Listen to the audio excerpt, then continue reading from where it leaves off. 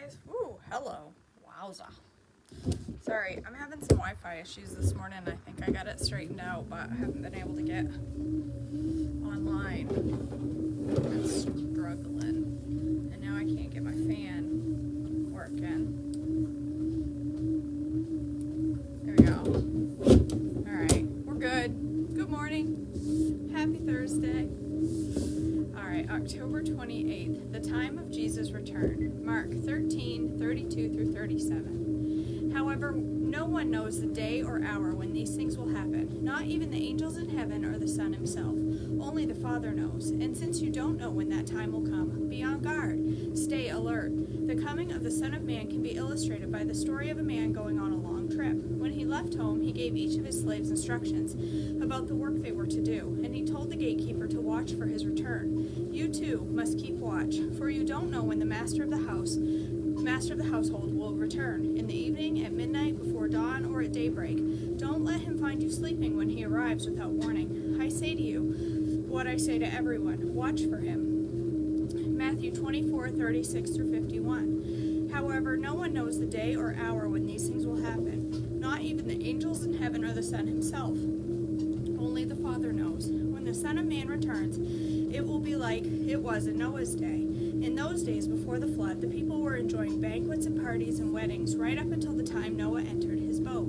People didn't realize what was going to happen until the flood came and swept them all away.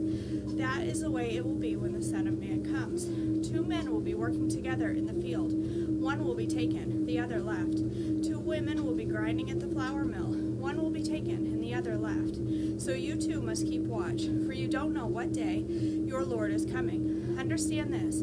If a homeowner knew exactly when a burglar was coming, he would keep watch and not permit his house to be broken into. You also must be ready all the time, for the Son of Man will come when least expected. A faithful, sensible servant is one to whom the master can give the responsibility of managing his other household servants and feeding them. If the master returns and finds the servant has done a good job, there will be a reward. I tell you the truth, the master will put the servant in charge of all he owns. But what if the servant is evil and thinks, my master won't be back for a while, and he begins beating the other servants, partying and getting drunk? The master will return, unannounced and unexpected, and he will cut the servant to pieces and assign him a place with the hypocrites. In that place there will be weeping and gnashing of teeth. Luke 21:34 through 38. Watch out. Don't let your hearts be dulled by the carousing and drunkenness and by the worries of this life.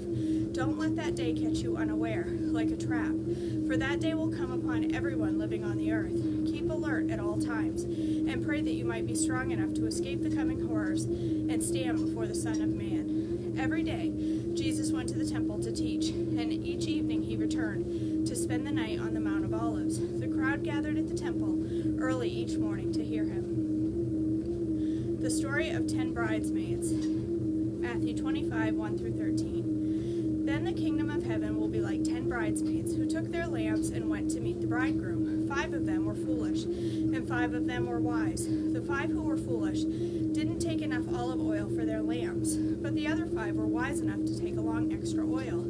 When the bridegroom was delayed, they all became drowsy and fell asleep. At midnight they were roused by the shout, "Look, the bridegroom is coming. Come out and meet him." All the bridesmaids got up and prepared their lamps. Then the 5 foolish ones asked the others, "Please give us some of your oil, because our lamps are going out." But the others replied, "We don't have enough oil for all of us. Go to a shop and buy some for yourselves." While they were gone to buy oil, the bridegroom came. Then those who were ready went in with him to the marriage feast, and the door was locked. Later, when the other 5 bridesmaids returned, they stood outside calling, "Lord, Lord, open the door for us." But he called back, "Believe me, I don't know you." So you too must keep watch, for you don't know the day or the hour of my return. Story of the 3 servants. Matthew 25:14 through 30. Again, the kingdom of heaven can be illustrated by the story of a man going on a long trip. He called together his servants and entrusted his money to them while he was gone. He gave 5 bags of silver to one, 2 bags of silver to another, and 1 bag of silver to the last, dividing it in proportion to their abilities. He then left on his trip. The servant who received 5 bags of silver began to invest the money and earned 5 more. The servant with 2 bags of silver also went to work and earned 2 more. But the servant who received 1 bag of silver dug a hole in the ground and hid the master's money.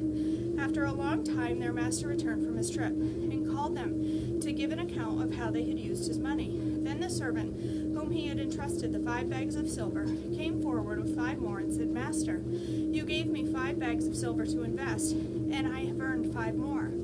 The master was full of praise. Well done, my good and faithful servant. You have been faithful in handling this small amount.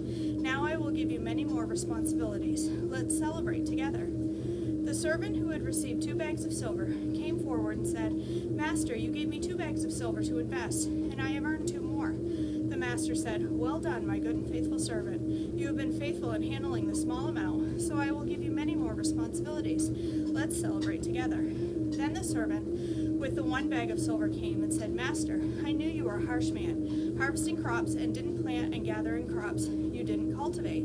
I was afraid I would lose your money, so I hid it in the earth. Look, here is your money back. But the master replied, You wicked and lazy servant, if you knew I harvested crops I didn't plant and gathered crops I didn't cultivate, why didn't you deposit my money in the bank? At least I could have gotten some interest on it. Then he ordered, Take the money from this servant and give it to the one with 10 bags of silver. To those who use well what they are given, even more will be given, and they will have an abundance. But from those who do nothing, even what little they have will be taken away. Now throw this useless servant into outer darkness, where there will be weeping and gnashing of teeth. The final judgment, Matthew 25:31 through 46. But when the Son of Man comes in his glory, and all the angels with him, then he will set up his glorious throne. All the nations will be gathered in his presence, and he will separate the people, as a shepherd separates the sheep from the goats. He will place the sheep at his right hand, and the goats at his left. Then the king will say to those on his right, Come, you who are blessed by my Father, inherit the kingdom prepared for you from the creation of the world. For I was hungry, and you fed me. I was thirsty, and you gave me drink. I was a stranger, and you invited me into your home. I was naked, and you gave me clothing. I was sick, and you cared for me. I was in prison, and you visited me. Then these righteous ones will reply, Lord, when did we ever see you hungry and feed you, or thirsty and give you something to drink, or a stranger and show you hospitality, or naked and give you clothing? When did we ever see you sick or in prison and visit you? And the king will say, I tell you the truth, when you did it to the least of these, my brothers and sisters, you were doing it to me. Then the king will turn to those on the left and say, Away with you, you cursed ones, into the eternal fire prepared for the devil and his demons. For I was hungry, and you didn't feed me. I was thirsty, and you didn't give me a drink. I was a stranger, and you didn't invite me into your home. I was naked, and you didn't give me clothing. I was sick and in prison, and you didn't visit me. Then they will reply, Lord, when did we ever see you hungry or thirsty or stranger or naked or sick or in prison and not help you? And he will answer, I tell you the truth, when you refused to help the least of these my brothers and sisters, you were refusing to help me. And they will go away into eternal punishment, but the righteous will go into eternal life. All right.